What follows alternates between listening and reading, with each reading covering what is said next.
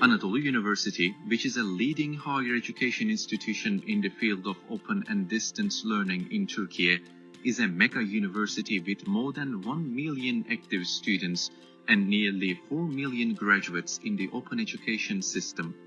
Anadolu University, with its advanced technological infrastructure, provides education and training services with 58 exam centers not only in Turkey, but also in 39 countries of the world.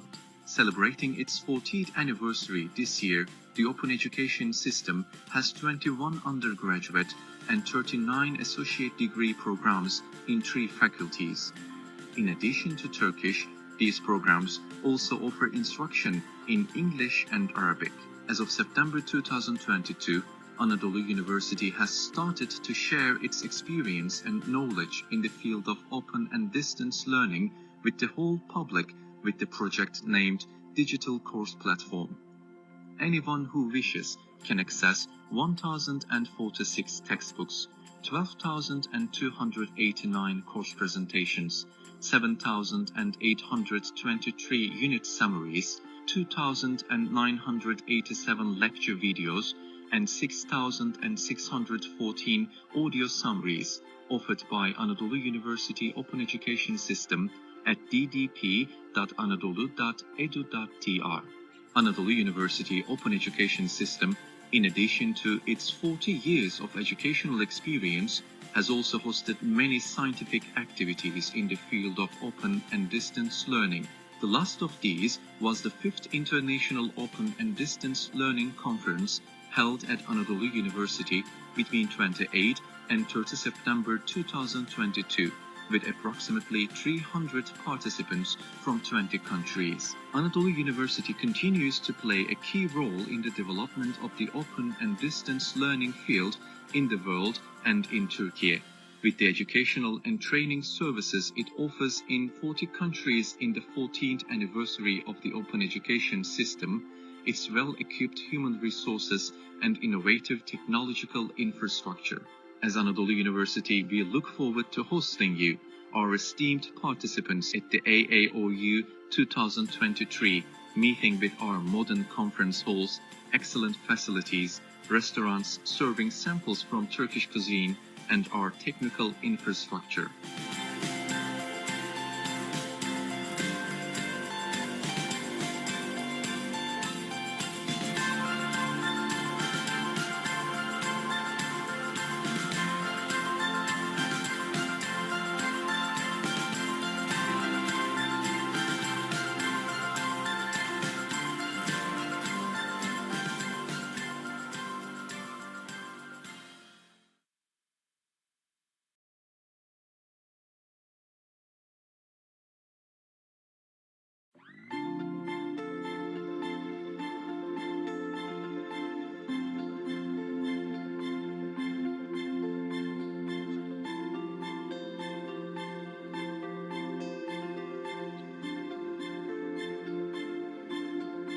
Anadolu University, which is a leading higher education institution in the field of open and distance learning in Turkey, is a mega university with more than 1 million active students and nearly 4 million graduates in the open education system.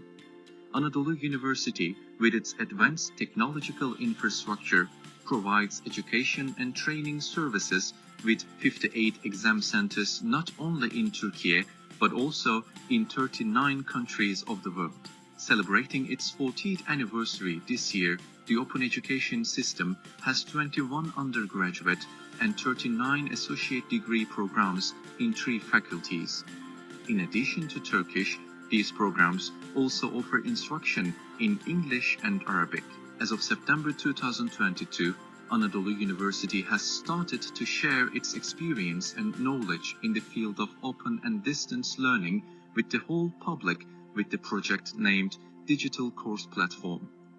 Anyone who wishes can access 1,046 textbooks, 12,289 course presentations, 7,823 unit summaries, 2,987 lecture videos, and 6,614 audio summaries offered by Anadolu University Open Education System at ddp.anadolu.edu.tr. Anadolu University Open Education System, in addition to its 40 years of educational experience, has also hosted many scientific activities in the field of open and distance learning. The last of these was the 5th International Open and Distance Learning Conference held at Anadolu University between 28 and 30 September 2022, with approximately 300 participants from 20 countries. Anadolu University continues to play a key role in the development of the open and distance learning field in the world and in Turkey, with the educational and training services it offers in 40 countries. In the 14th anniversary of the open education system, its well-equipped human resources and innovative technological infrastructure. As Anadolu University, we look forward to hosting you, our esteemed participants, at the AAOU 2023 meeting with our modern conference halls, excellent facilities, restaurants serving samples from Turkish cuisine, and our technical infrastructure.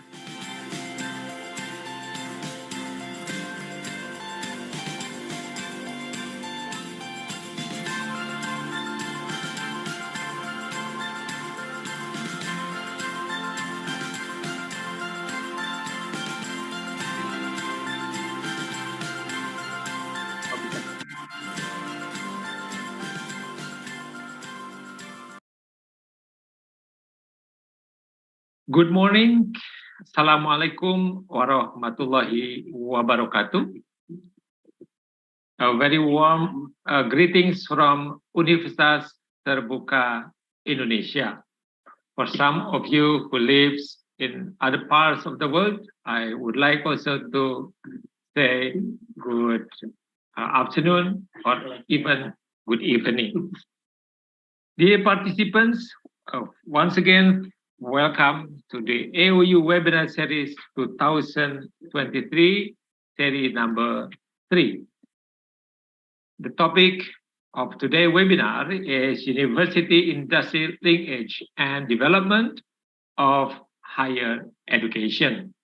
We are fortunate today because we have two distinguished speakers. The first is Professor Kam Cheong, Dean of School of Open Learning, Hong Kong Metropolitan University. And the second one is Mr. Bibin Shivas, Head Customer Success of APAC Coursera. And also, we are also fortunate today because with us, the President of the AAOU, Professor Ojat, has joined us to deliver the opening remarks. Without further ado, I would like to invite the President of the AAOU, Professor Ojat, to open our webinar. Professor Ojat, the screen and mic is yours. Thank you. Okay, thank you, Pak Rahmat, Mr. Rahmat Budiman. Very good morning, everyone. Ladies and gentlemen, it is my pleasure to welcome you all to the third series of AAOU webinar 2023.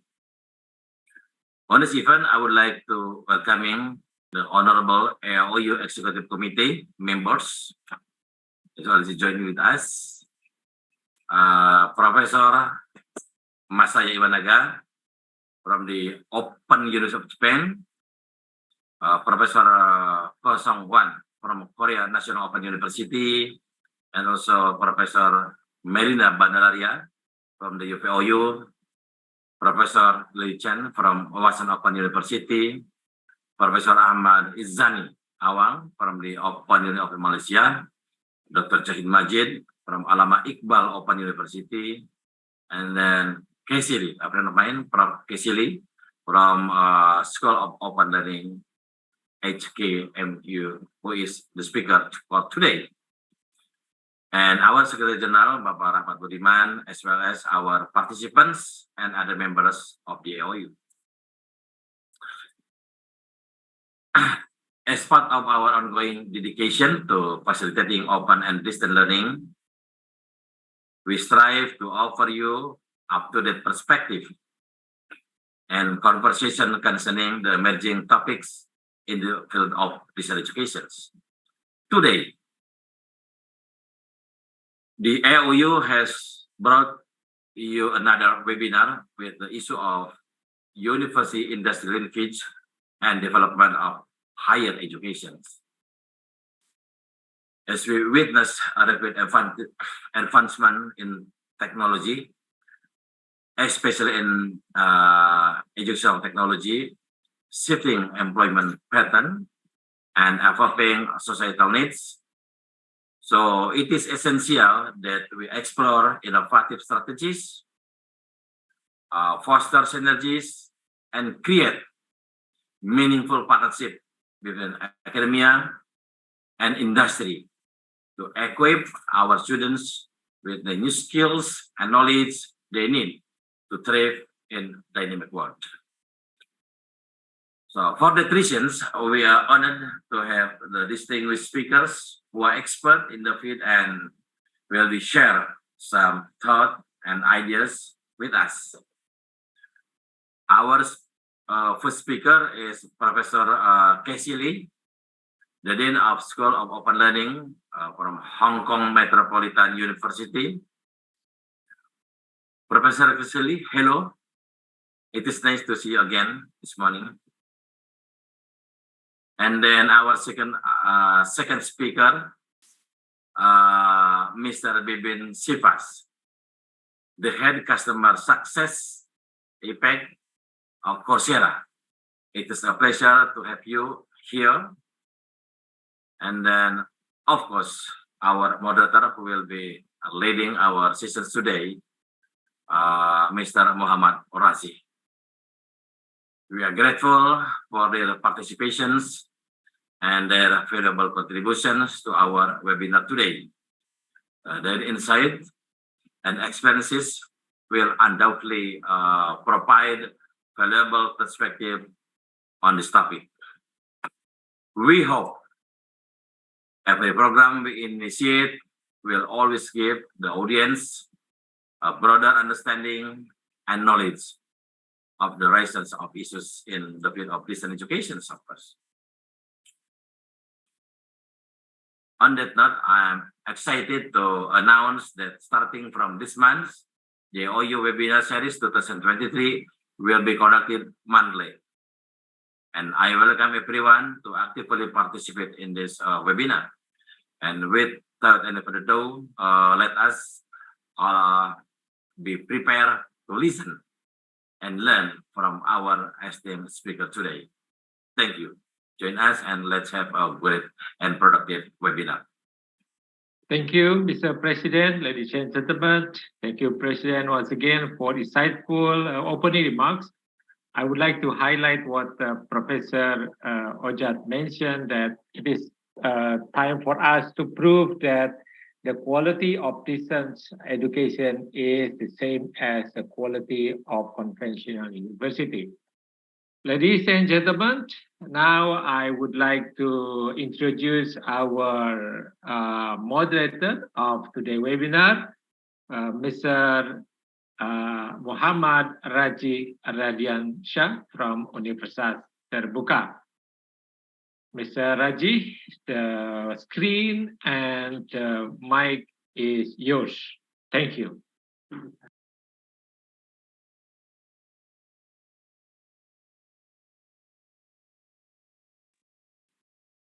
Assalamualaikum and good morning, everyone. To the Honorable AAOU President as well as Rector of Universitas Terbuka, Professor Ojat Terojat, the Secretary General of AAOU, Professor Rahmat Budiman, invited speakers, Professor Lee Kam Cheong and Bibin Shivas, fellow lecturers, professionals, and our general audiences, as well as the webinar team. Thank you for having me. Hello and welcome to the third installment of the AAOU webinar series. My name is Mohamad Radiansyah. I am a lecturer here at Universitas Terbuka Food Technology Program, and I will be your moderator for the duration of this webinar. Today we will be hearing from two brilliant speakers, Professor Lee Kam Cheong of Hong Kong Metropolitan University, and Bibin Shivas from Coursera Asia Pacific. In this webinar titled University Industry Linkage and Development of Higher Educations. Before we start, please allow me to read the rules and regulation of this webinar. So the rules are, before sending your question, please write your details as follows with your name, institution, and country, as well as the intended speakers you want to ask your questions for. Questions will be read by the moderator first, once it is displayed on screen, and the speaker may answer afterwards. For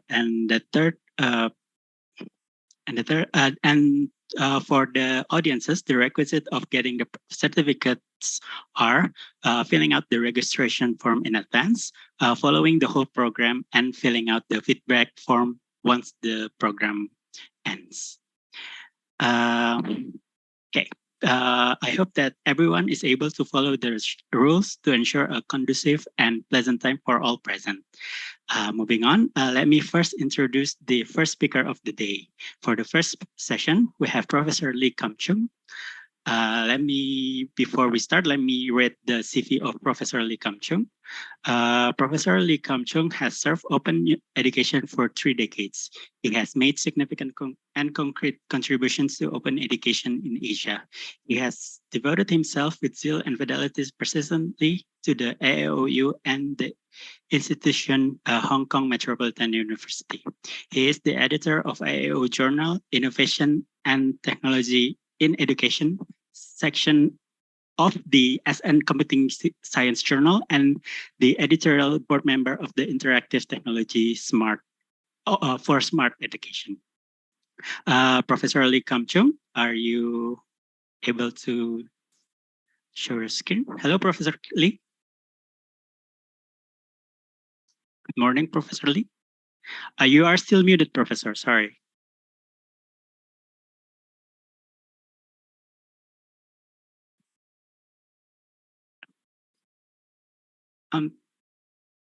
Professor Lee, sorry. I'm sorry, Professor. It is still muted. Oh, yeah. You can hear me now? Yes, we can. Good. Thank you very much. Professor, are you ready with your presentation? Yes. Okay. Please note that you have 30 minutes for your presentation until 10:40, and you may start the screen shares. Okay. Thank you very much for your introduction. I'm also grateful to Professor Darojat and Professor Budiman for the invitation to share some of my thoughts on this very important topic, university industry linkage and the development of higher education. The topic is very well chosen, an important aspect at the heart of education providers. It is very important that education providers keep this important area in mind and the factors involved in mind. Now, in this half-hour presentation, I would like to share with you the meanings of university industry linkages or UILs, why we need such linkages, models and stages of such kind of linkages, the challenges confronting establishment or maintaining such linkages.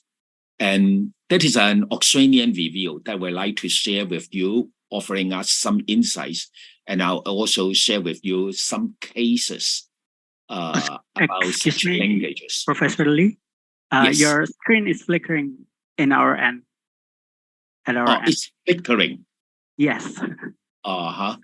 Is it okay now? Maybe it is your connection. Oh. Maybe you could stop sharing and then you can share your screen again. Maybe that will fix it. Okay. Okay, I'll try to do it again.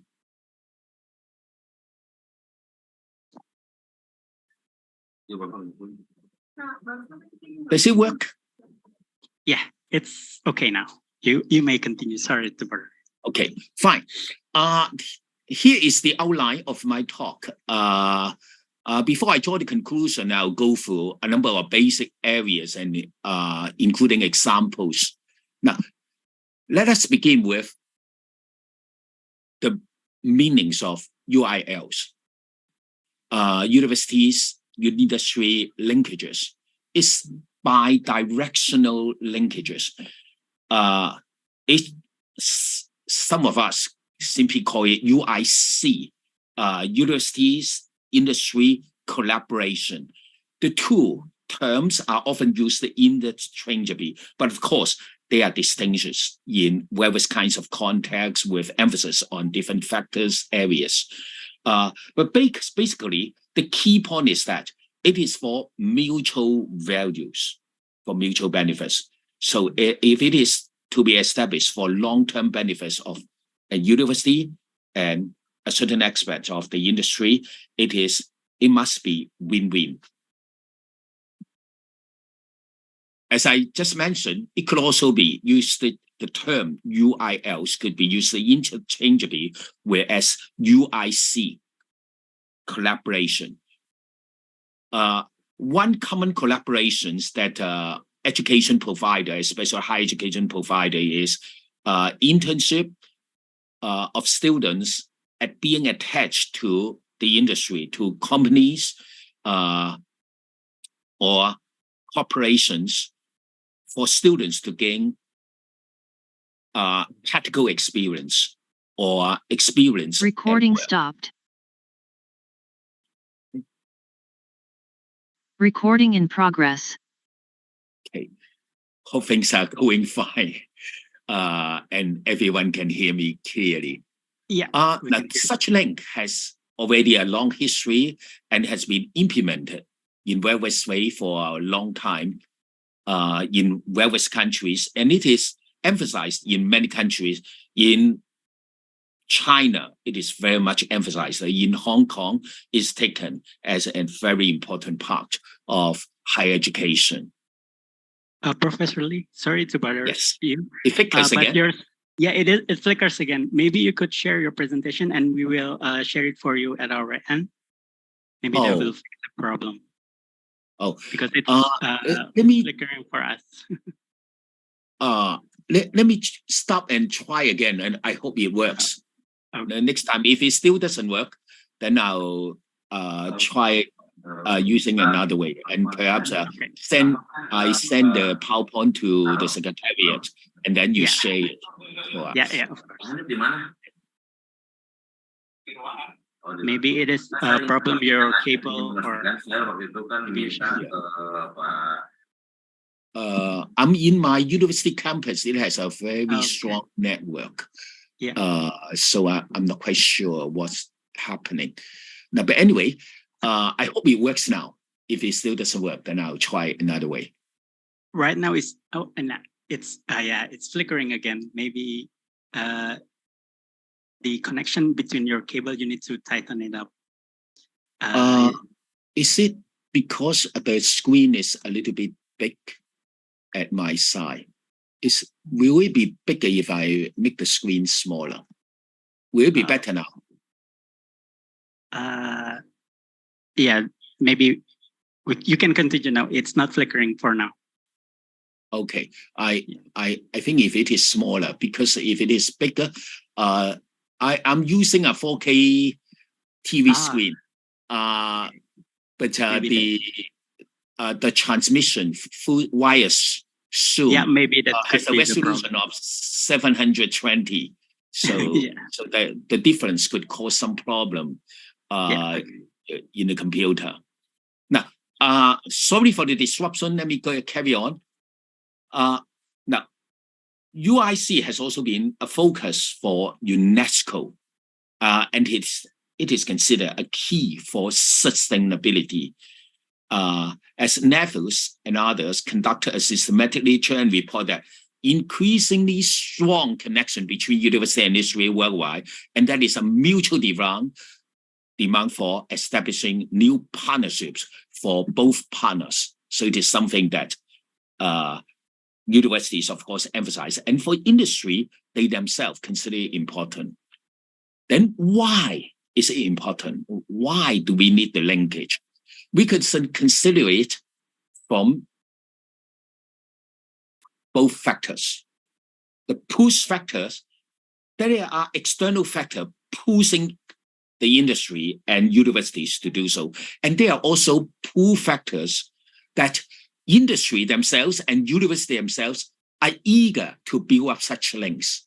Let's have a quick look at these factors. The push factors, government, of course, would like to see, especially they formulate strategic policies as well, to push university and industry to contribute to society. So that they can contribute effectively, they should work together. That is also for industry, they are eager to have skill gaps filled. So the best way to assist them to hire suitable employees is to assist institutions to produce suitable graduates. Say, for example, repeated lockdown and remote work has required us with new work skills. New work skills, new modes of work require new training, and universities can help us. For universities, in the industry can assist them to improve their curriculum, help them develop their curriculum in a way that is suitable for the students, make them ready for work, and it is good for all lifelong learnings. So to fulfill the industry's needs for lifelong learning, CPD development, they need universities' cooperation. Two other pull factors includes that is to enrich students' educational experience through cooperation with the industry, and also work-based learning experience helps them. Okay. Also, for us, people in higher education, the linkage supplement public research funding. Working with the industry help us gain research funding, help our students, our professors gain research experience. We can tap into new resources from the industry. And for people working in higher education, we know that the industry is a very important source of funding for research and venues for conducting research. For industry, professors, institutions may provide them with new ideas. And for the practice, open innovation. Now, for open innovation, a term that I hope every one of us working in the open learning area are familiar with. That is the practice of collecting views from stakeholders, especially external parties. So this helps us collecting views from other parties. The other pull factors include for industry include better innovation performance. With the assistance of professors, they may gain strategic advantage over their competitors. This will also enhance corporate image if they have a lot of projects cooperating with universities. This brings benefit to the economy and to society by enhancing productivity and economic growth, by increasing employability and expanding opportunities for learners of all related ages. So with this in mind, there are a lot of benefits. And this also includes technology transfer from the academy to the industry and also to the community. Executives from firms may also work together with professors with research teams to expand their scope, to enhance their competence. So it is bringing the linkages between universities and the industry, is bringing mutual benefits. Are there models for their collaboration? Of course, they don't just come together and work together. There are stages. Now, this is one model. You see that this should normally start with some preparation, investigation, exploring possibility and how they could work together. And then they form parties, collaboration teams. Then there could be resistance about the influence. There are some things to clear before they could work together. Then they could perform, they could work together.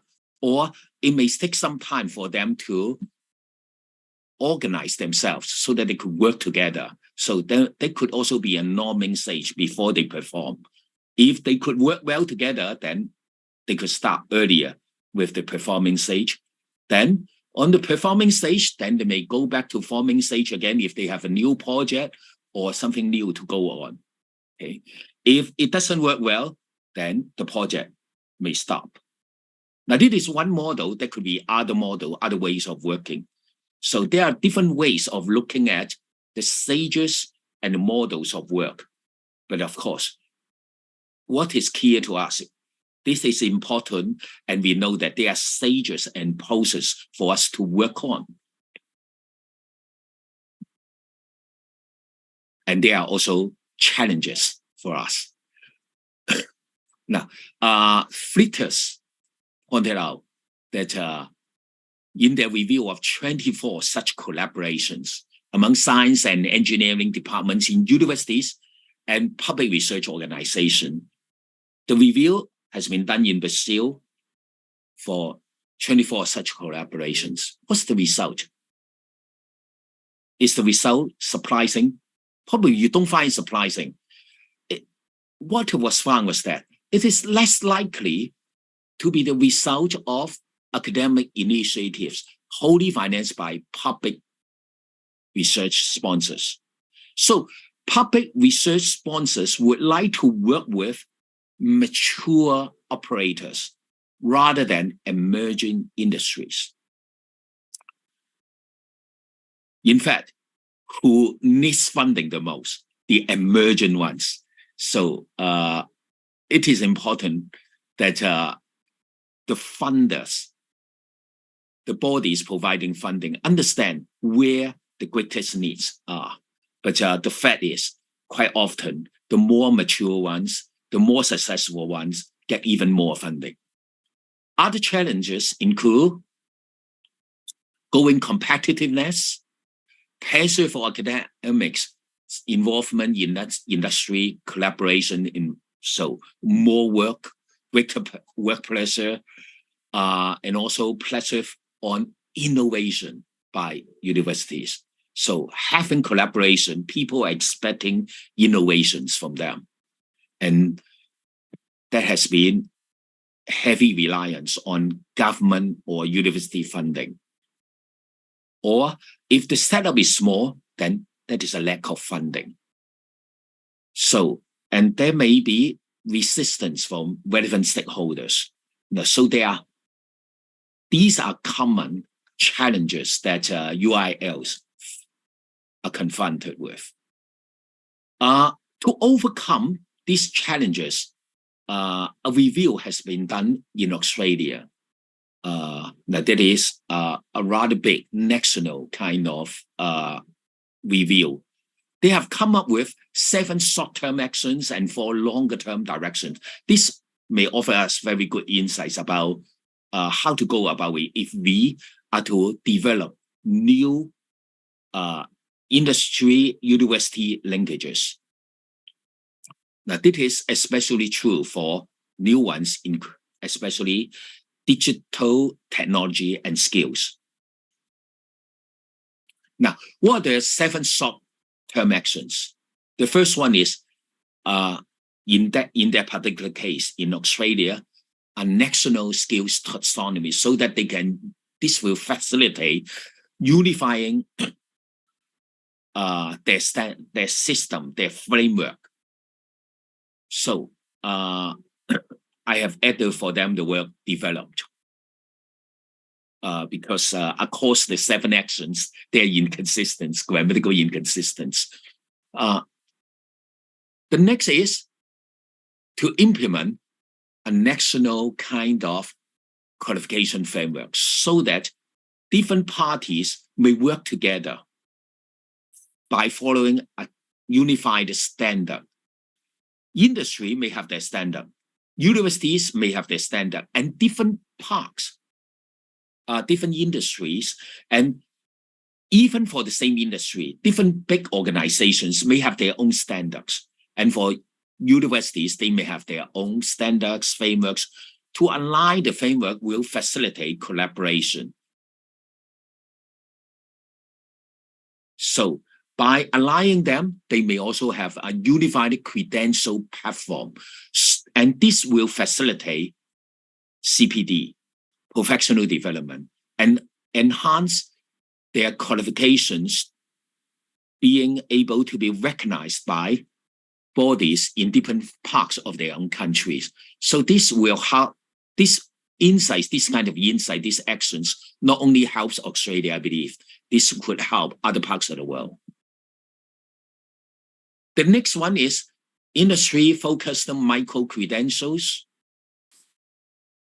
This will facilitate CPD, especially for training up relevant staff, and they could work together with universities for this. And also, micro-credentials focusing on specific industry, on specific skills, especially needed for their context. So this will facilitate. And another one is cadetships.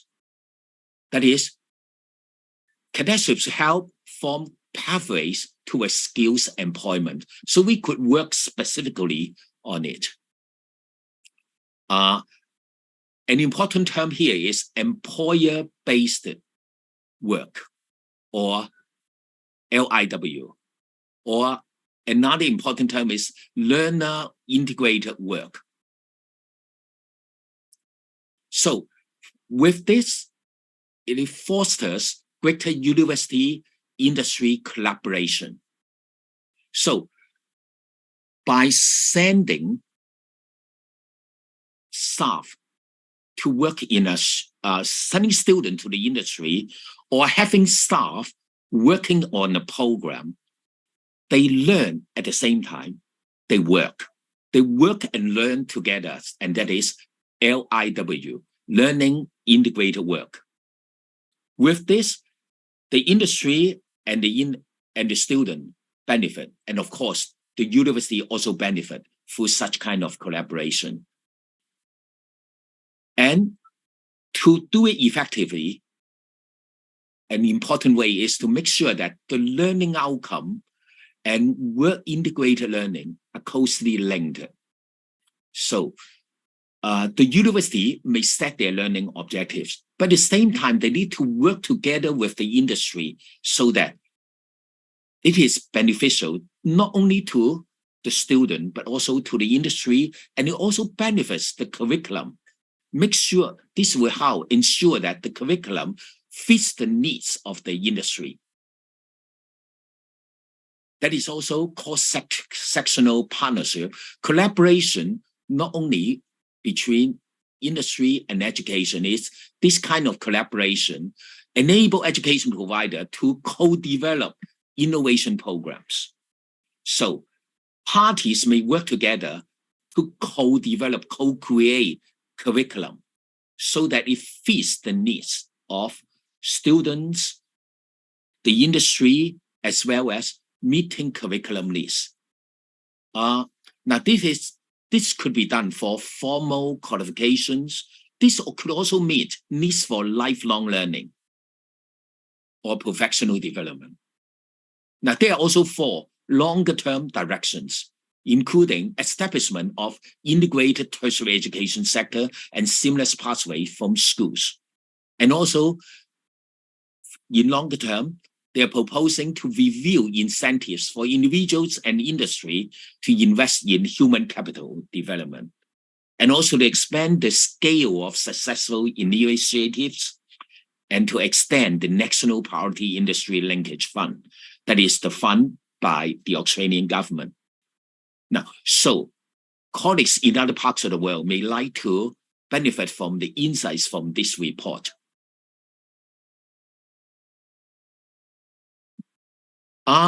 In the next part, I would like to share some cases with you about such kind of university industry collaboration. One is from China by Linkage University. They opened an IoT related course, Internet of Things related course, as a GE education, general education model to benefit as much as possible from such kind of collaboration. Through collaboration with an American computer hardware and software company called Trillium. So it's university industry collaboration on a specific course that is, in this particular case, a general education course for their students. The course is built on the industry's framework, Niagara framework. And it is offered to all undergraduate students, regardless of their major. They need not be computing students, but this will help them develop skills that meet the needs of the industry. It is a 10-week course. The first lecture was given by the industry's engineers, the company's engineer. For the remaining time, it's about how to use the functions of the framework, developing the students' skills on the software platform, and develop relevant products by using their software. Another example is from another university, public university in Nigeria. As reported by Falcon, it is a successful experience about the implementation of higher education and lifelong learning curricula based on such kind of collaboration in Spain. The project begins with the selection of courses in wireless communication in engineering education. Then students point out usefulness of the knowledge of real application, especially those which are in demand. So they work together with endorsement of the contents, presentation of their final report, use of reputable references, and analysis of real cases. So the concerns of industry are the instructors' competence and communication skills. Now, so with their background, then the experience, they see that they have such a successful case, and they are experienced that may share with us. And with these concerns, then they make use of it and develop in their subsequent implementation of the program. Another example, a good example is, we know that high-speed rail, HSR, has been developing extremely well in China, and it is assisting many parts of the world to develop high-speed rail. And with this background, university in China is working closely with HSR. Southwest Jiao Tong University is one example. They work together with the industry, the university work together with the high-speed rail in developing skills, doing R&D, research and development, and getting their students involved and their professors involved. Okay, with these backgrounds in mind, let me conclude with a few slides. There are success factors for UILs. The first is that we should confirm the significance of prior experience in UILs, both academics and industry partners in contributing to UIL success. There has been a lot of success. The success is result from both parties' strategies. So it involves both the university's wisdom, their strategy, proper strategy, and also the industry, the companies, the corporations' strategies on engaging their partners and making sure that that is a win-win model for them to work on. So project selection, appreciation of the works completed, confidence in each other, and understanding of the difficulty, the strengths of each other, these are important factors of success.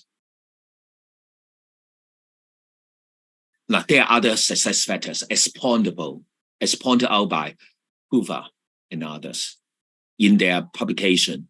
The first is trust, understanding, communication, repeated again, and 3 other factors impacting the outcome of each phase. One is to build, adopt strategies to build and develop trust through time, and effective understanding of each other, effective communication system, and also we keep monitoring the outcomes.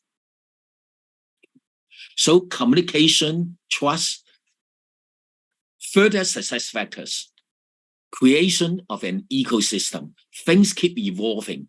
When that is a partnership, things won't be the same. All the year through and throughout the years, things keep evolving, and we should create an ecosystem and foster innovation in the system.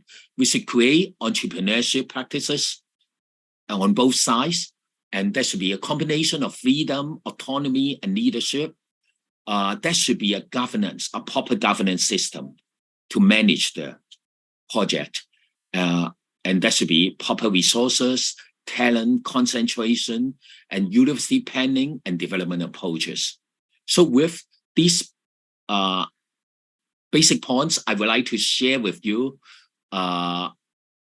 initially some of my thoughts about industry, universities, linkages. Here are also references. The PowerPoint will be provided to the Secretariat. And I welcome questions from you. If you have any questions, you're welcome to raise later in the seminar. And if you are interested in writing email to me, you are welcome. Okay. Thank you very much, Professor Lee, for your wonderful presentation. Before we move on, let me summarize your presentation about university and industry linkage.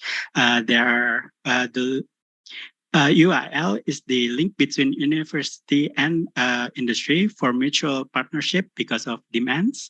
Why should we do it? Because of the push and pull factors of the situation. Because the benefits of doing the university and industry linkage are productivity, employability, and more opportunities for everyone. The challenges of creating a linkage between the university and industry are competition, pressure from all sides of the stakeholders, and also there's not a lot of academic initiatives. Several things that we can do short terms are defining the skills that is needed, and also implementing qualification reforms and creating a credential platform that is unified, and also making a micro credentials program to create skilled employment. And then for longer term, we could also integrate it into tertiary education, and also create incentives, and also scale up the successful initiatives, and also having more funds for the UIL partnership. And there are some examples of UIL. For example, in China, in Nanking University and Jiatong University, and also in Spain with Navarre University.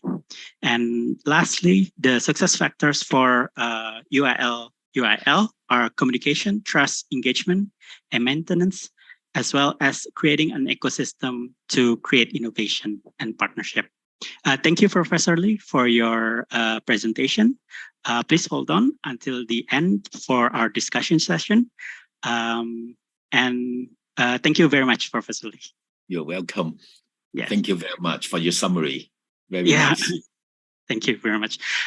For the audiences, let me read you once again the webinar regulation. If you have questions for Professor Lee or for Mr. Shivas after this, you may write your question in this format, the name, your institution and country, as well as your intended speakers.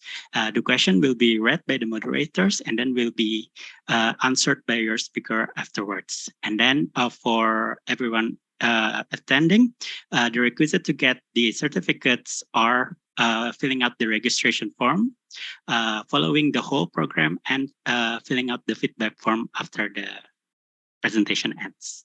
Thank you very much. Now we are going to move on to the next speaker. Our next speaker is Mr. Bibin Shivas. Please allow me to introduce our second speaker. Let me read the CV.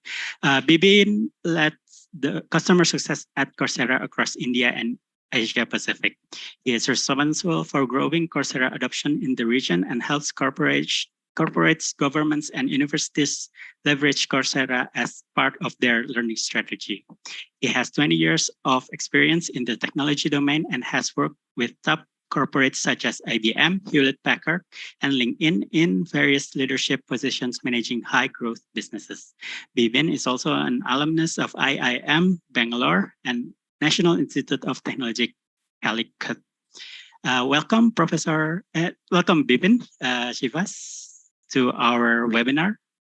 Thank you. Thank you for having me today. Yeah. Are you ready with your presentation, Mr. Shivas? Yes. Yeah, yes, okay. I can. Let you me have try sharing my screen. Yeah. Sorry, please go ahead. I'm sorry? Yeah. Please go ahead. Yeah, we can see your slides already. Okay. Mr. Shivas, you have around 30 minutes for your presentation until around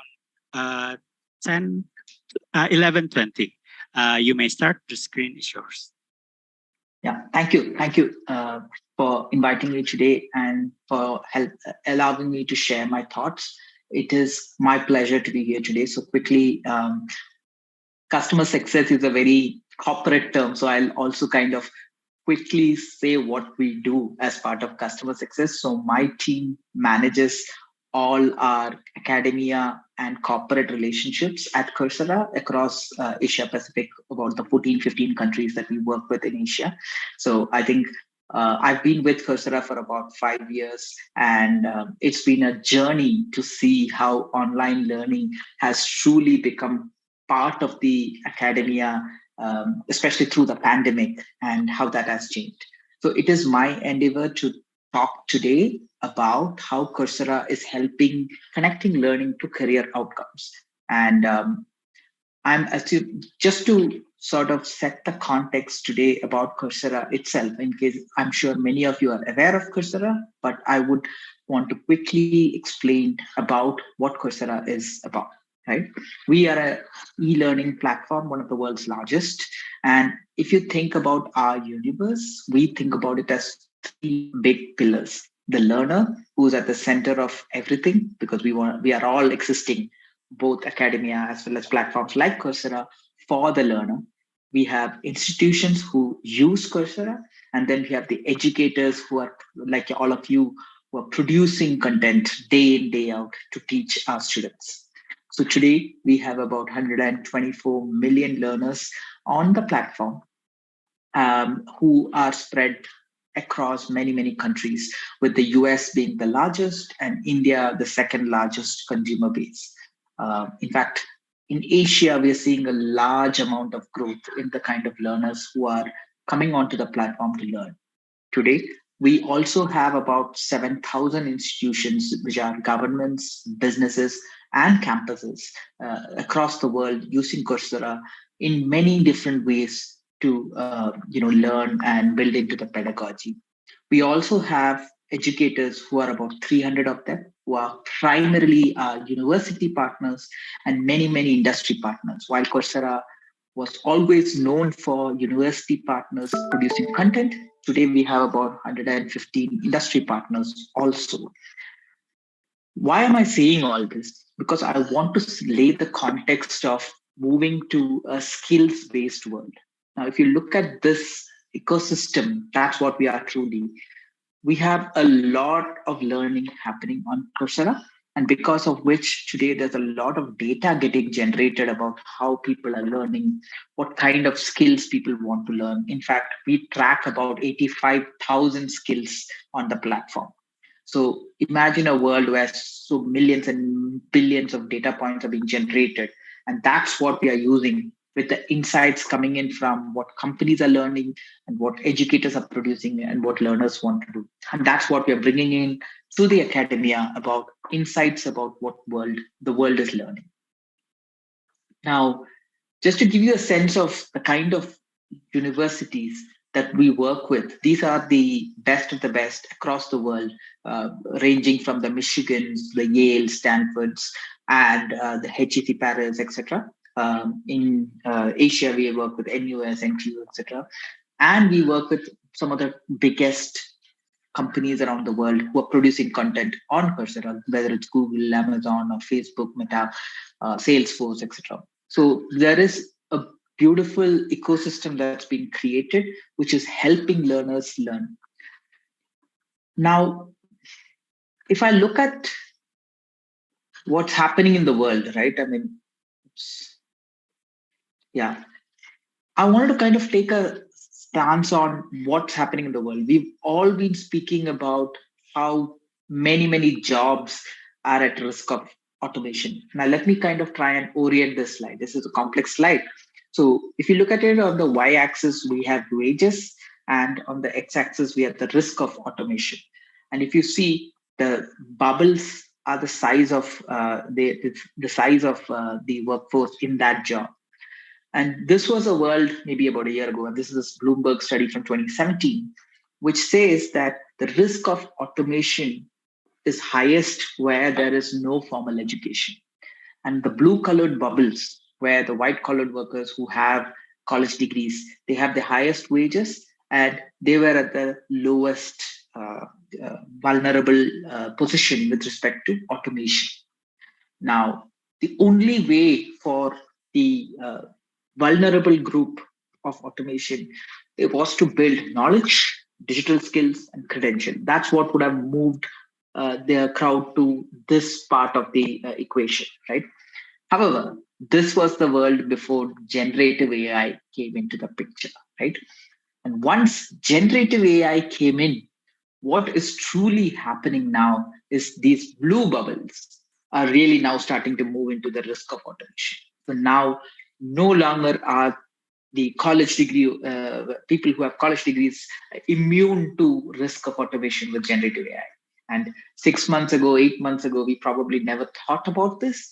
But today, this is the reality, that generative AI is possibly changing the way we are looking at jobs getting looked at. And therefore, high-skilled jobs are also at risk right now. In fact, there was a study done earlier in 2016 when OECD did the study, where they said the risk of automation in terms of highest risk is for people with no formal education, then high school diploma, some college degree, associate's degree, bachelor's degree, master's, etc. So if you have a master's or if you have a bachelor's, you're pretty safe, was the general assumption. With ChatGPT-4, we are seeing the order completely changing. So actually, you still have a big risk if you don't have a degree, but now we are saying that this is a new study that came out from University of Pennsylvania in March 2023, which is a very new study, that today, if you have a bachelor's degree also or a master's degree, you still have a big exposure to GPT-4. So possibly a no formal education has less risk from GPT-4, but clearly there's a big risk for GPT-4. What does that mean? So, which basically means we cannot just sit on our degrees and say, okay, we are good, we are safe from all the technology interventions of the world, right? I mean, it just means that we all, I mean, irrespective of what level we are at, we need to continue to reinvent ourselves. Now, so what that means is the only skills that can really become sustainable is the human skills, whether we call it interpersonal, self-leadership, cognitive. All of these skills become very, very significant for the world, right? Now, and whether it's digital citizenship. In fact, again, McKinsey did the study a couple of years back, saying that the least likely to be automated are these skills, which are like empathy, win-win negotiations, structured problem solving, creativity, ability to learn, time management, digital collaboration, etc., etc.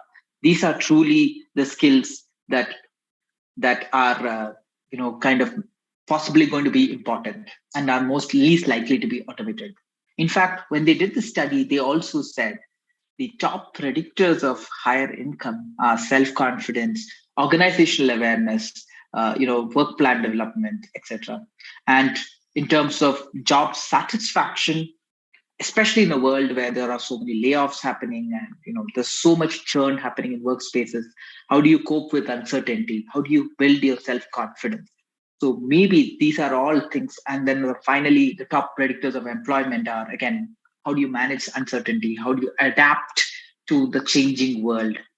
So if you think about it, what that means is academia itself, right? I mean, as we are preparing students for jobs in the market, how do you then help them prepare themselves for this kind of a world, students for this kind of a world? How do you make them more adaptable? How do you make them be prepared for more coping with uncertainty? While we are continuing to teach them hard skills, but how do you also figure out building human skills in this digital world is critical, right? And I think that's a very, very, and in my view, I feel like there's a lot more to be done for us to figure out how to do this well, to impart to our students this kind of a setting of human skills. Now, to quickly talk about, what kind of jobs, because we have a lot of data here, we're seeing a lot of jobs in project management, business analyst, etc. But also there is a big trend towards remote jobs, right? So we are seeing, obviously, a lot of jobs are moving remote in terms of the talent can be hired from anywhere across the world. It's a global talent pool. So whether it is in the tech information and media industry or education industry or administrative professional services, etc. So again, what that means is the graduates of tomorrow have to be prepared to work in a collaborative global world, working with multiple cultures and with the ability to work remotely. Like I can give you an example of Coursera.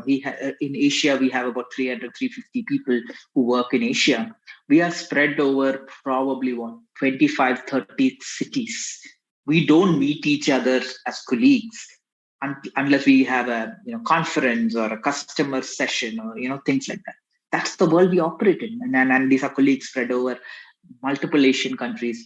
In addition to that, we work with our colleagues in the US and Europe. So that's how the world and the workspace has changed. So how do we, again, prepare our students for that? So that's the key thing that I wanted to call out.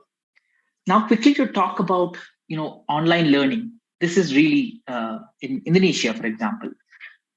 Before COVID, we had about 200,000 learners on Coursera from Indonesia, and that has significantly grown over the period of COVID, right? I mean, almost 7x.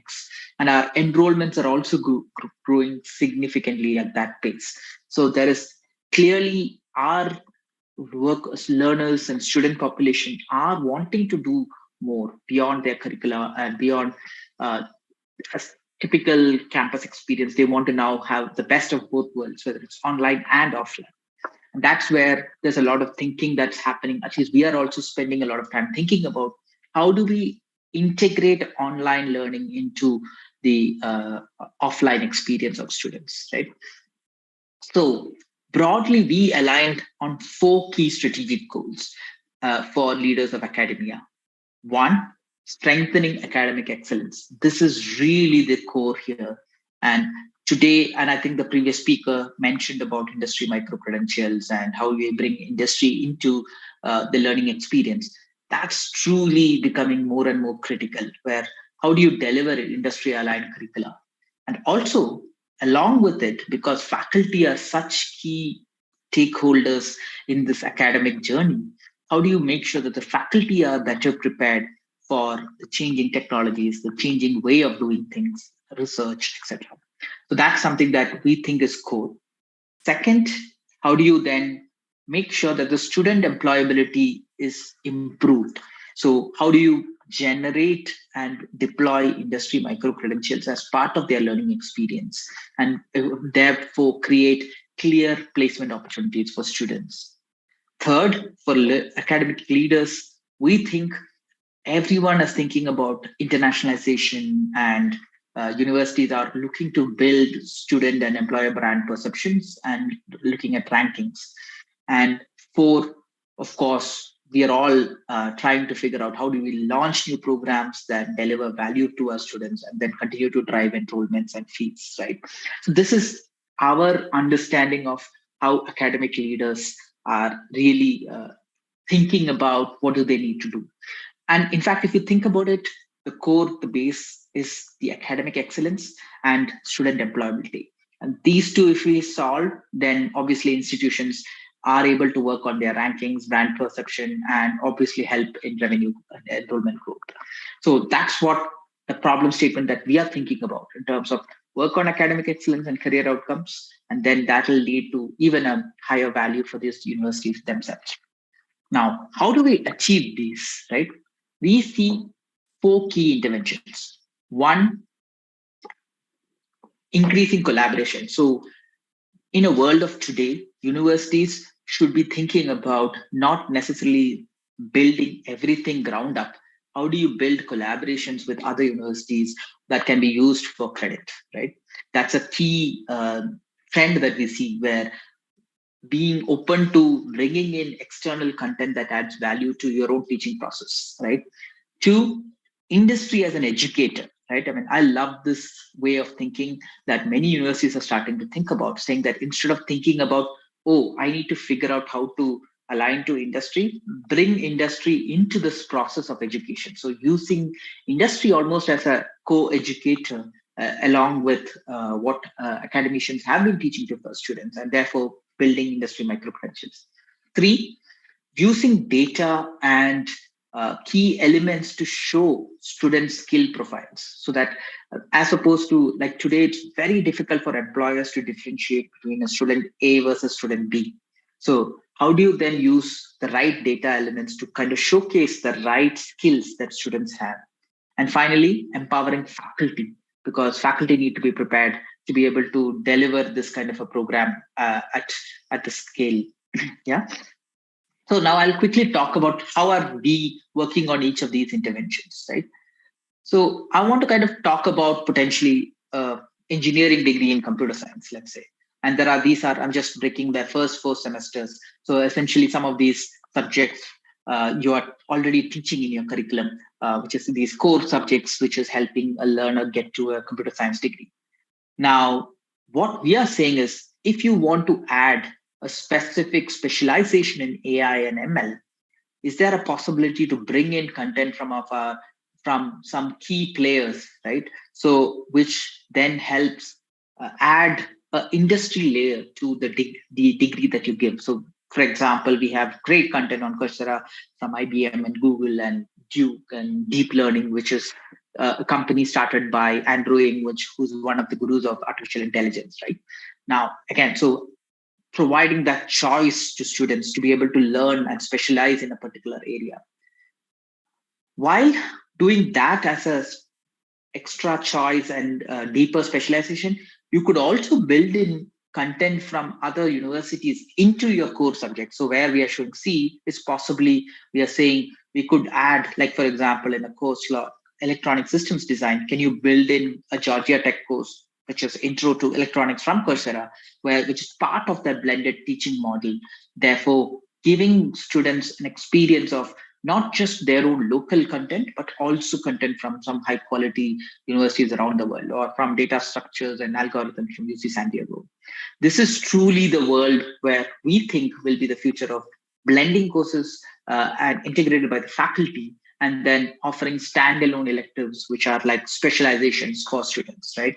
And that's truly the nature of building powerful current curricula that are building via collaboration with platforms like us and other universities, right? I mean, that's really the nature of collaboration.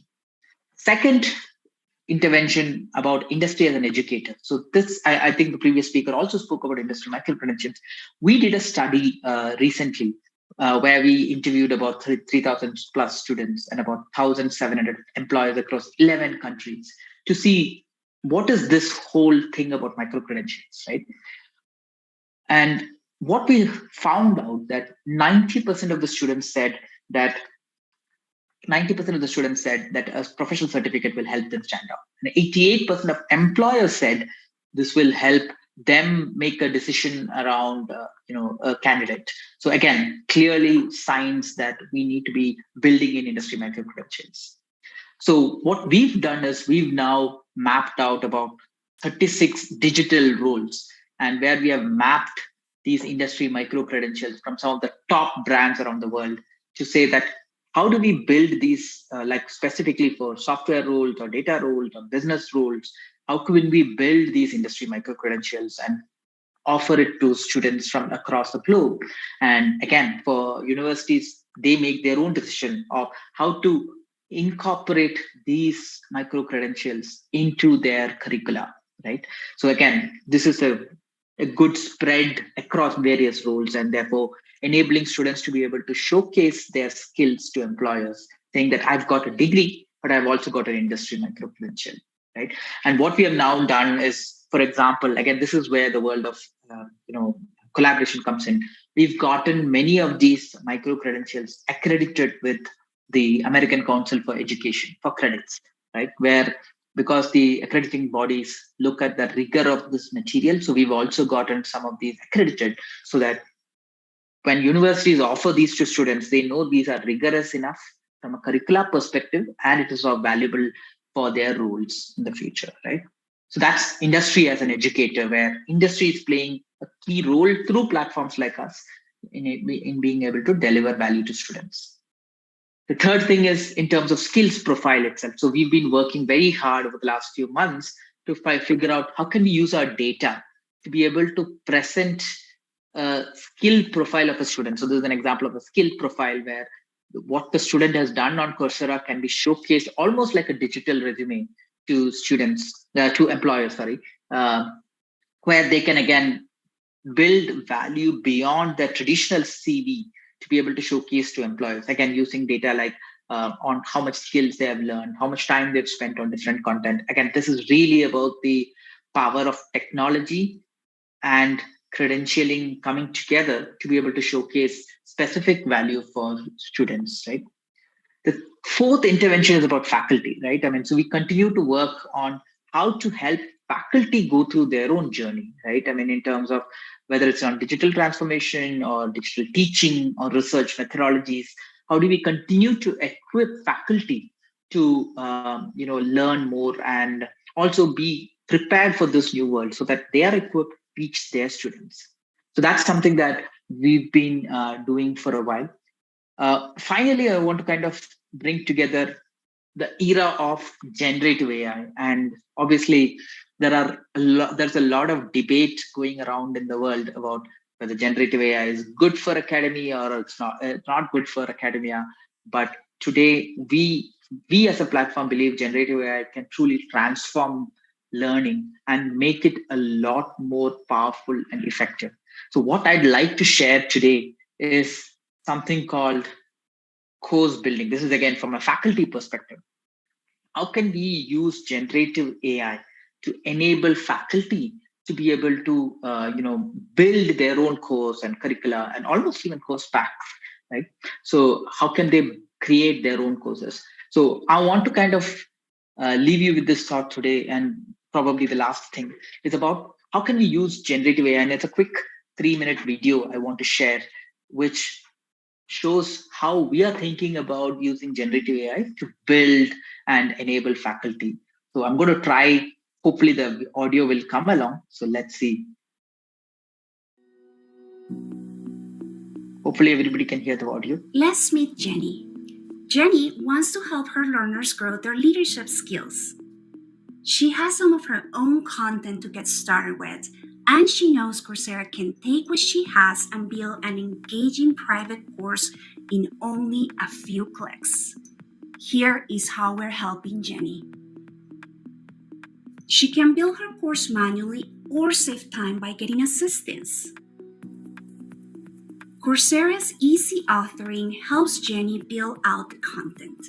She can tell it what she wants the course to be about and the skills she wants learners to gain. For example, a leadership course covering skills including communication, team building, and diversity, equity, and inclusion. In addition to her content, Jenny is also looking to include video clips from participating partners to supplement her private course and make it more interesting and relevant for her learners.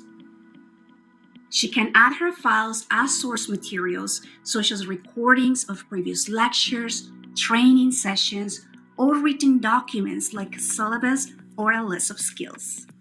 Now, Jenny is ready to generate a course draft. Coursera will analyze her inputs and create the course structure, generate content from her uploads, recommend existing Coursera content to include, and apply pedagogical best practices. Through easy authoring, a first draft of the course was created for Jenny based on the input she gave it, and now she can review and edit the content. There are a few modules, some videos that are from her upload which were split into shorter clips, alongside videos from other authors, and an auto-generated reading and assignment. Let's take a look at the first video. This is a clip of just the introduction from Jenny's original upload. The preview includes an auto-generated summary derived from the transcript and highlights to jump to each video segment. Jenny can adjust the way the video was trimmed and tweak the summary. She can also edit the generated transcripts and skills that are tagged to this video. She can check out the videos from other participating institutions that were suggested to add to the course. This one looks interesting. Jenny can watch the preview, read the summary, or skip to the highlighted segments of the video to get a quick sense of it.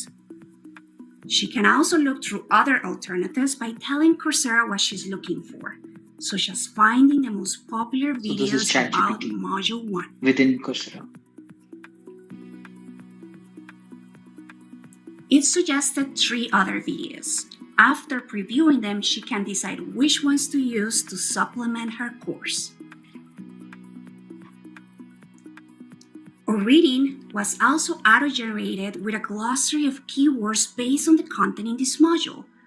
An assignment was auto-generated based on the transcript of the uploaded videos and other content in the module, which is great because it will have taken her a long time to build these from scratch.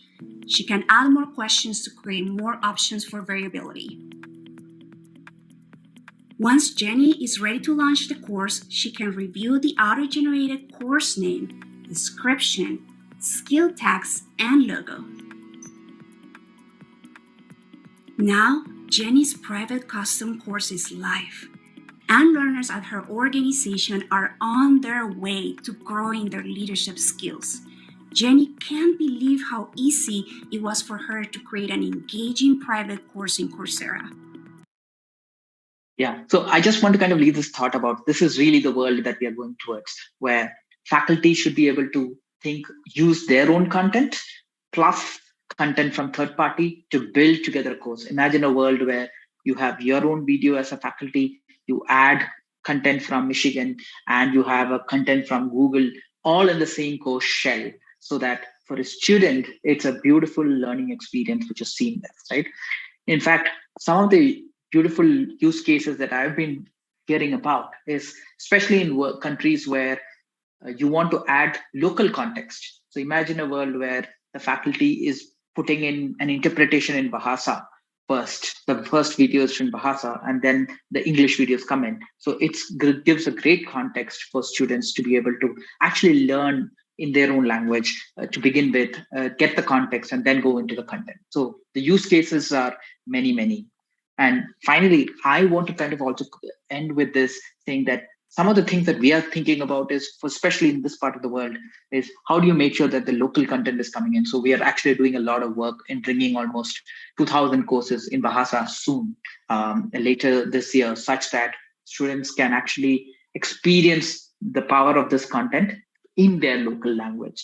So the power of local language plus AI, we think will enable faculty to be able to deliver high quality outcomes for students.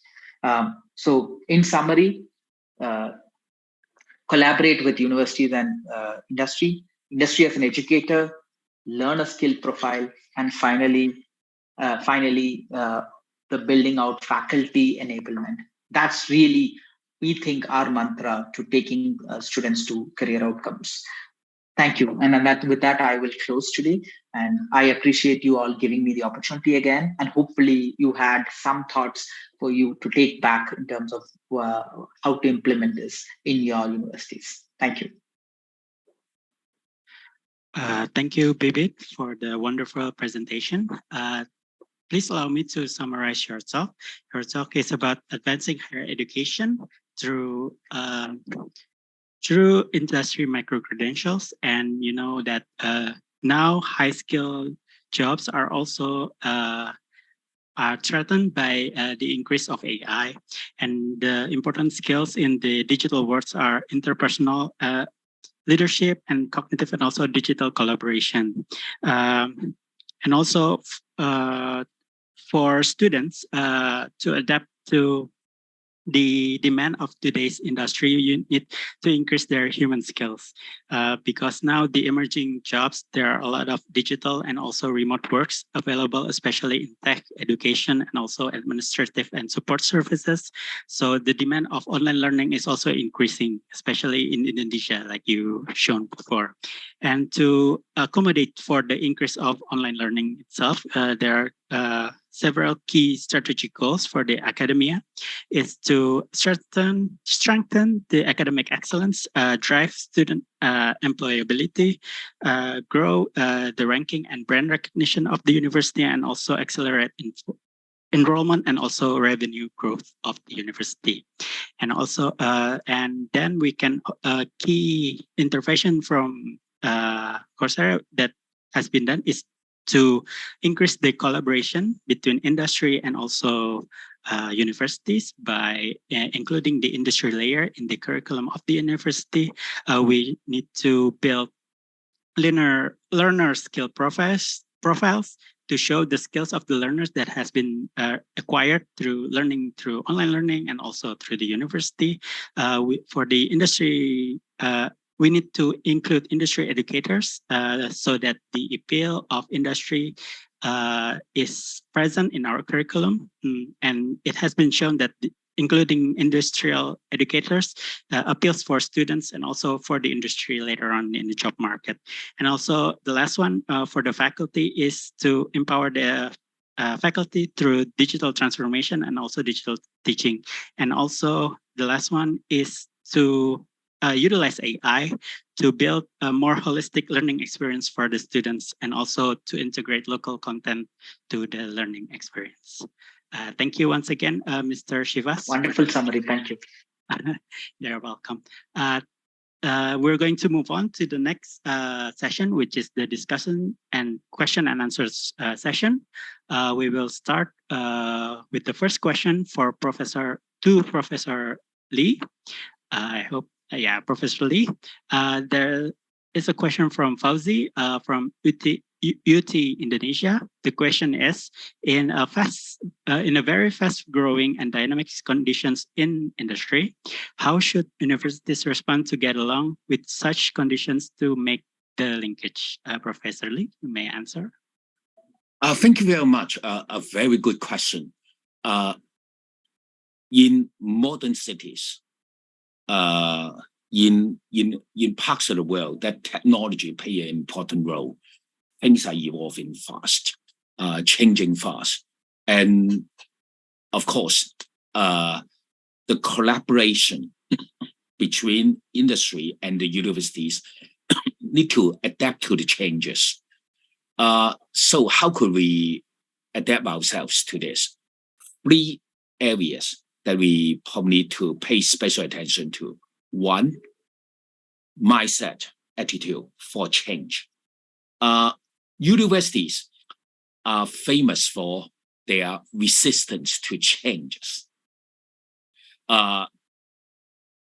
It's a pain point. For industry, they are more inclined to accept changes. But still, if things changes fast, then it could be a problem. But the most important is that all stakeholders involved should have a mindset, should have the attitude to accept change and be ready to adjust themselves to changes. First point.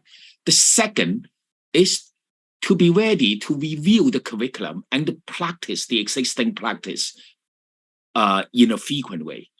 The faster the area is changing, the more frequently we need to review our practice, review our curriculum to make sure that it fits industry use, it fits the workplace. Things that are in our curriculum are suitable for students' future work. The third important area is about allowing changes to take place in our learning outcome, in our assessment strategies. That is very important to educators. Quite often we hold fast to a certain practice. So say for example, quite a lot of educators still hold fast to pen and paper examination. We need to be flexible and allow changes to take place according to new needs. So we to accept changes, including our curriculum, as the ways we deliver education, we assess students should be an important part. But just to cover the 3 points first, we hope it helps. Yes, thank you, Professor Lee, for the answer, and I hope it clears for Fauzi. The answer is clear for Fauzi. Next, we're going to continue with the next question from Bella of UT Jakarta. For Mr. Shivas, the question is, in aligning the courses to career, how does Coursera optimize the courses that emphasize effective problem solving and decision-making skills? Thank you. Thank you for the question, and it's a great question. One of the things that we've been working on, specifically building out these human skills, is the ability to look at problem statements versus just theory, right? So essentially, while we've had a great lot of content looking at the concepts from universities and other partners, but what we are now moving towards is building out more and more capstones, more and more guided projects, which are taking a business problem and actually getting the learner to actually work on it, whether it's a technology related problem or whether it's a work on a data set. For example, if you are looking at a data career, things like that, so that you can actually apply those concepts onto a problem statement through some of these technological interventions that are there, right? The other thing that we will continue to work on, even things like, for example, very simple example, like I'm very excited about the use of VR coming in soon enough. Like we have a course from University of Washington on public speaking, where you can actually almost experience whether you're in a conference room or you're in an auditorium, and the system will give back feedback to how are you, projecting yourself and how are you speaking. So giving feedback using technology. That's where we are moving to. The other aspect of it, which I think is also very important, is finding a good blend between what the faculty mentor is doing and what learning is happening online. So it doesn't have to be a fully online experience per se, where the bridge between the faculty mentor and what the student is learning. So bringing together that also, so that there are some real life offline experiences coupled with online. I think that's how we see both of these things working. Hopefully that answers the question. Okay, thank you, Mr. Shivas. Next question, we have a question from Rumi in Malaysia. How can universities, for Professor Lee, how can universities ensure that their research activities align with industry needs and priorities, enabling mutually beneficial collaboration and knowledge co-creation? Professor Lee, you may answer.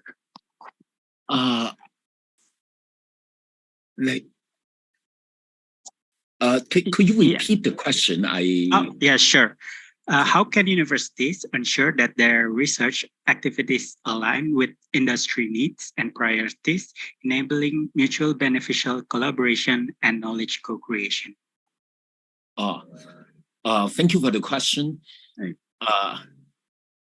It is very important to make sure that in the linkage or collaboration between a university or a group of university and a certain corporation really benefit both sides. Now, to make sure that it benefits both sides, mutual understanding. Now, when we say mutual understanding, it relies on two important factors.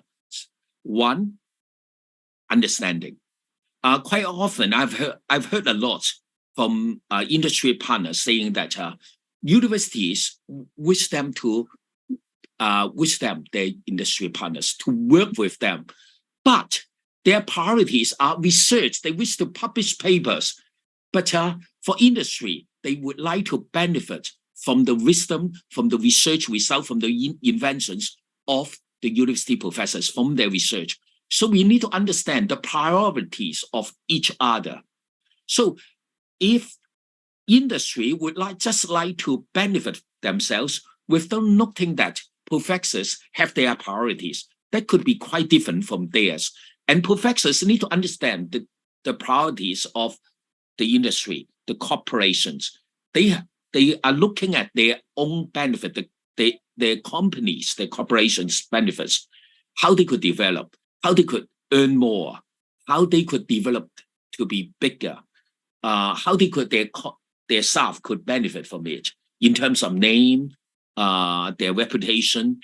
So understanding each other is a key point, and this requires the next point, very effective communication. They should understand each other, put their foot into the other's shoes, and to understand, and there should be a good communication system between them. I hope this helps.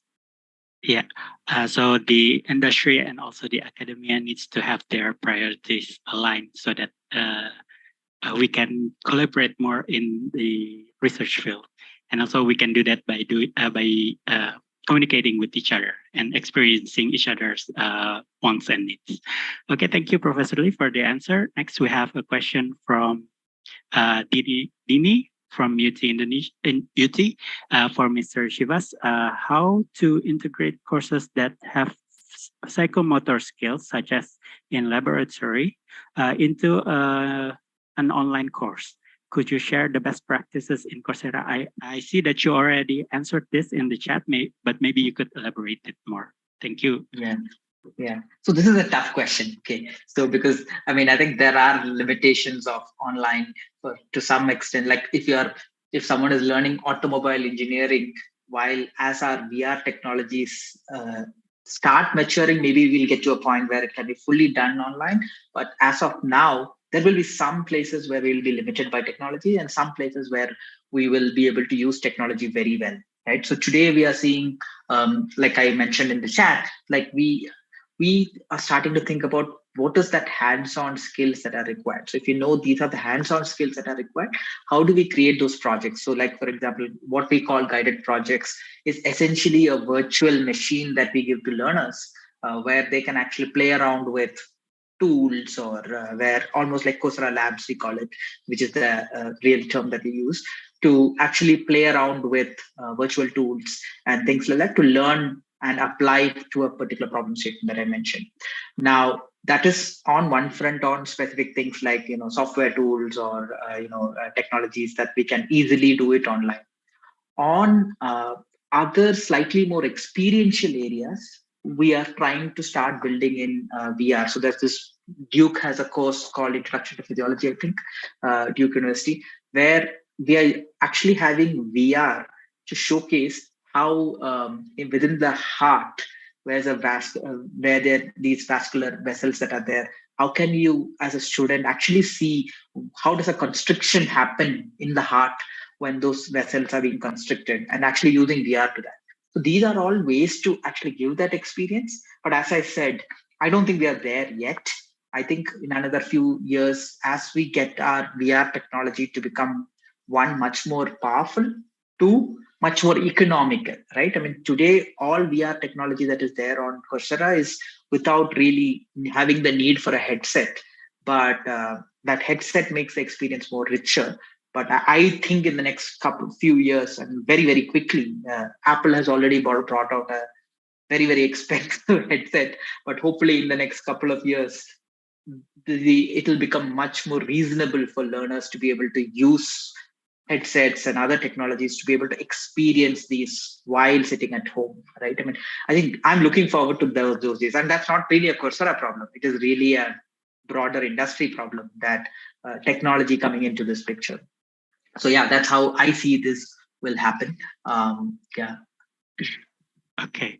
Yeah, thank you for the answer. So we can utilize VR for hopefully in the future for the practical works of our curriculum. This is an issue that is close to my heart because my program, which is the food technology program, also do a lot of practical work. So hopefully that in the future we can utilize VR for doing our practical examination and also exercises.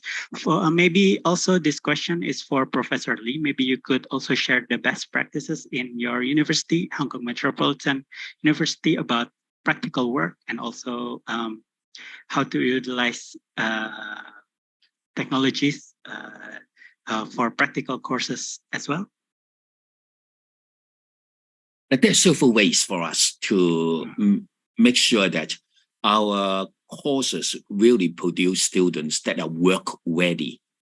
So the key point, the key word is work readiness, and to what extent our students are ready for work. In fact, recently I hired two students, two graduates from a university. They have studied design, but when I asked them to do some graphics, to do some design, the product is completely not usable. They fail to understand the user need, the context being used to be used, and how an academy would use the kind of design. So they have graduated, but the trouble is that they are not work ready. They probably have got very high marks in their own course, but they have not been able to deliver what are expected from them. Now, so it is very important. What my university does are several things. First, internship, sending students to the workplace. Now, this is especially for some of the programs, such as our nursing programs, the program for training nurses, physiotherapists, for teacher training. These are obviously important, and also training up police officers, these kind of profession-specific programs. The next is for more general type of work. Quite often they are still professional-oriented. Say, for example, students in accountancy program, student in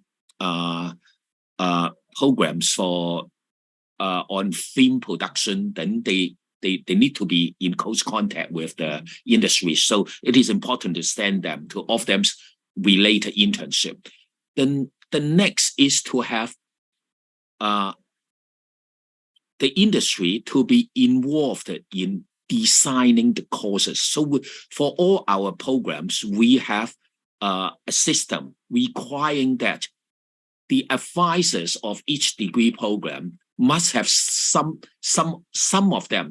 So there should be several persons from the industry to advise the program team that is the academics delivering the degree on what are required in the industry.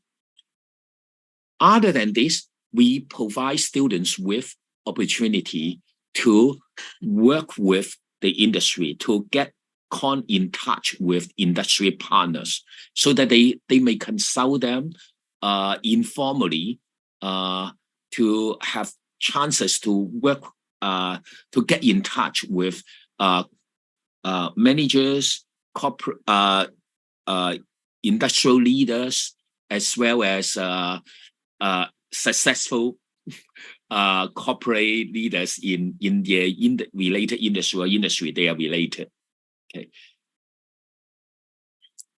Okay, thank you, Professor Lee. So we can also gain practical experiences through internship and also involving the industry in our curriculum creation, and also being in close contact with the industry to have consultation, also opportunities to shadow them during their work.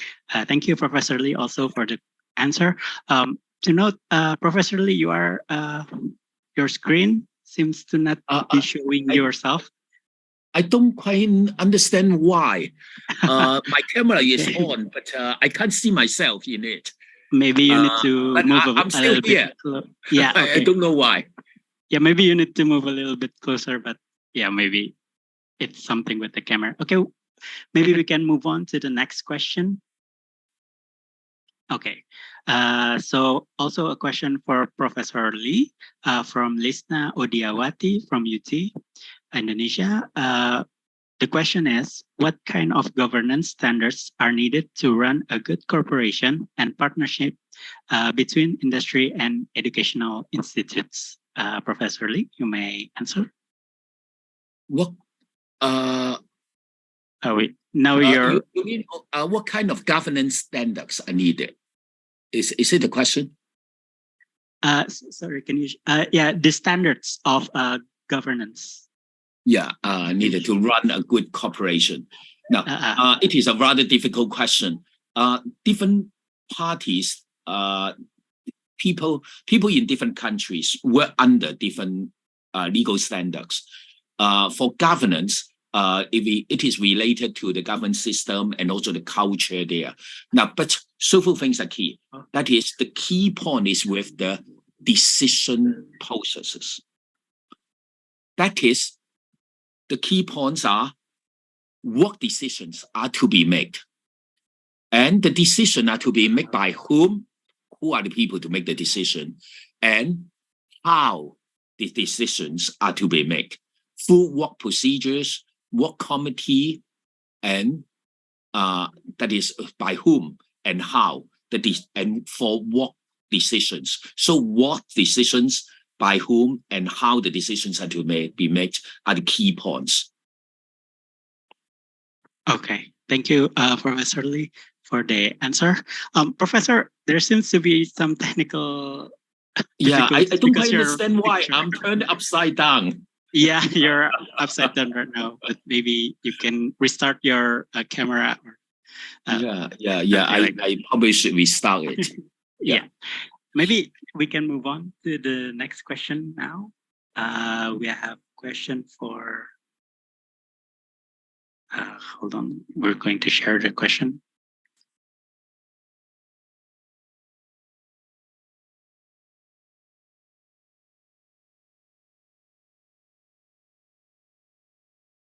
I think. Yeah. Okay. It's okay now. Yeah. Now it's clear.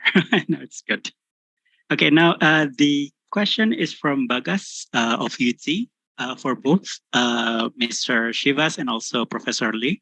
How can universities support entrepreneurship and innovation among students, and what resources and or programs can be implemented to encourage the development of startups and spin-off companies? Maybe we can start with Mr. Shivas first. Sure. Thank you for the question again.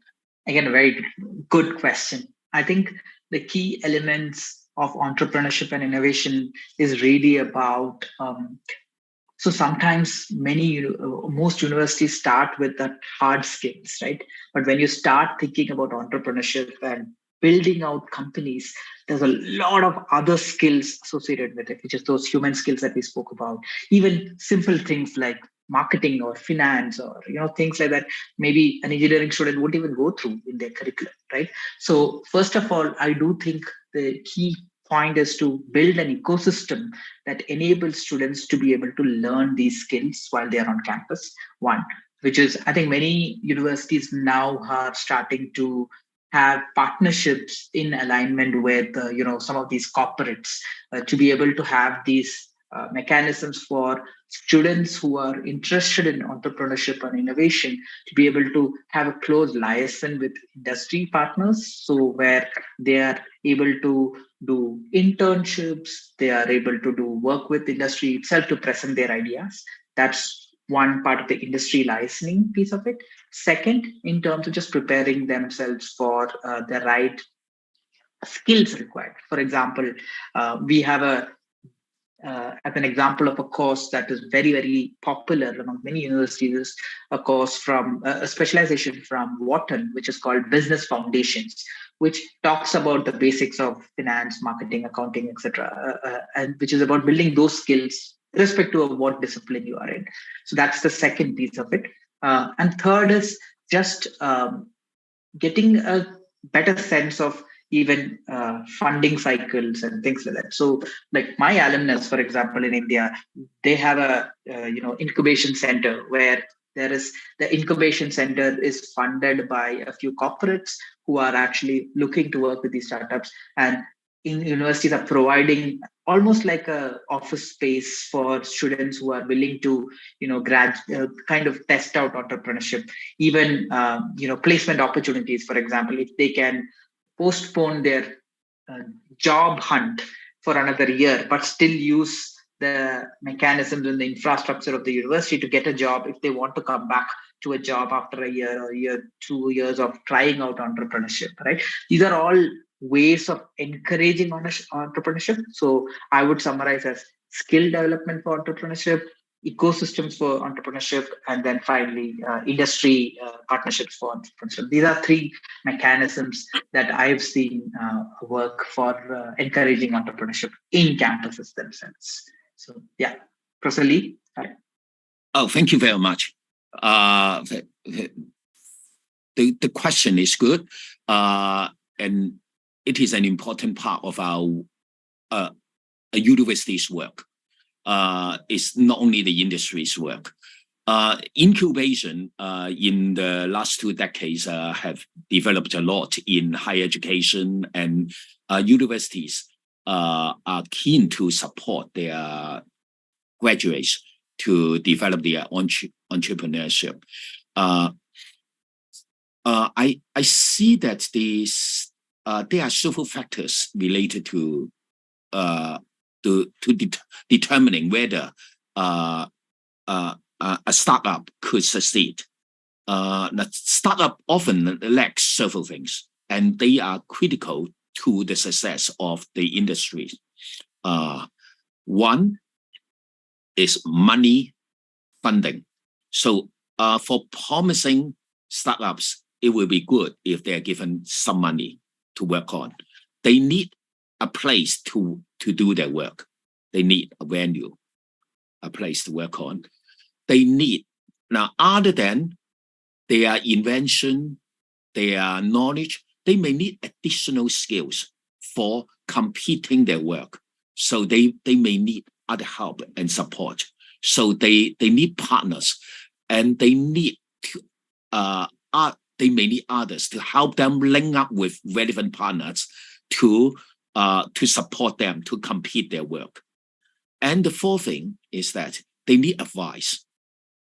So in universities, when they offer supports to these entrepreneurship developments, it is important for them to satisfy these needs and take these factors into consideration. Offer them advice if they need support in certain skills, computing skills, advice on laws, on relevant legal matters, offering them a place to start up their work, of them some seed money to work on. This could help them a lot. Okay, thank you, Professor Lee and Mr. Shivas, for the answers. So that's what we can do to support entrepreneurship and also starting up companies within the university. With these answers, we are going to end the Q&A session because due to the constraint of time, we are going to move on to the next session, which is the closing sections. Before that, I would like to thank Professor Lee and also Mr. Shivas for their participation in the webinar. I would like to also thank the webinar team for supporting me in being the moderator for today. And also I would like to thank the audiences for participating and also having questions and answers for this discussion session. Thank you. That would be all for me. I would like to hand over to Professor Rahman. Thank you, Mr. Rajih. Thank you very much, Professor Casey. Very interesting. And also to Mr. Bibin, very insightful talks. And because our time is almost come to the end, before we close, and I would like to present a certificate to our honorable speakers. And the first one is for Professor Casey Lee. And then this, I hope that this certificate represent our great thankful to you and your team from Hong Kong Metropolitan University.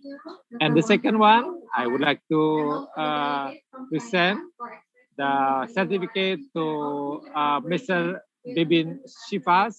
Once again, thank you very much for accepting our invitation, sharing your knowledge and experience. And we believe that we learned a lot from your presentation.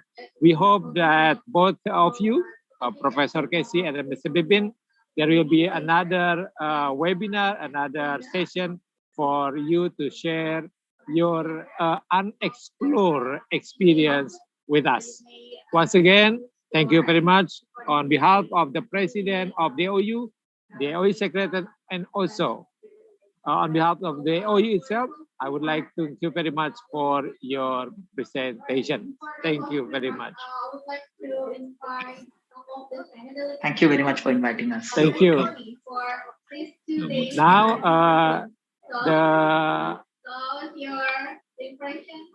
this is the certificate for our moderator, the young prospectus lecturer from Universitas Terbuka. Once again, thank you very much. And for the appreciation of there are some announcements from the certificate, and our staff from the AAOU Secretariat will explain some interesting announcement, and I would like to invite Mr. Fauzi Rahman. Thank you. Well, thank you very much, Mr. Secretary General, and thank you very much for both distinguished speakers, Professor Casey Lee and also Mr. Bibin Shivas, for a very inspiring presentation since early in the morning. And we are from the AAOU Secretariat. Would like to give you some announcement. It is related to the AAOU annual conference that will be held in Turkey in 28 up to the 30 September 2023. And we have a very up-to-date information about the abstract submission. The deadline is extended up to 10 July 2023. And we are expecting your participation. And if you have manuscript or articles, you can submit your abstract to the system. And next, the AAOU conference will some of the selected articles will be published in AAOU Journal. And AAOU Journal is currently indexed in a very reputable indexer, which is Scopus, right? So we also invite all participants to submit their best manuscript, which is suitable with our focus and scope. Next. Yes, as the conference has already finished, now it's time for you to give us the feedback, and it is very valuable for us to have your feedback for our improvement for our future webinar series. Thank you very much, and see you in the next AAOU webinar series.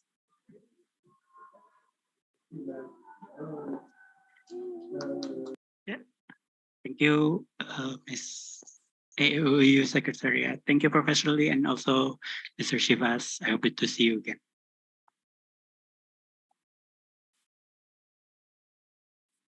Thank you very much. Bye-bye.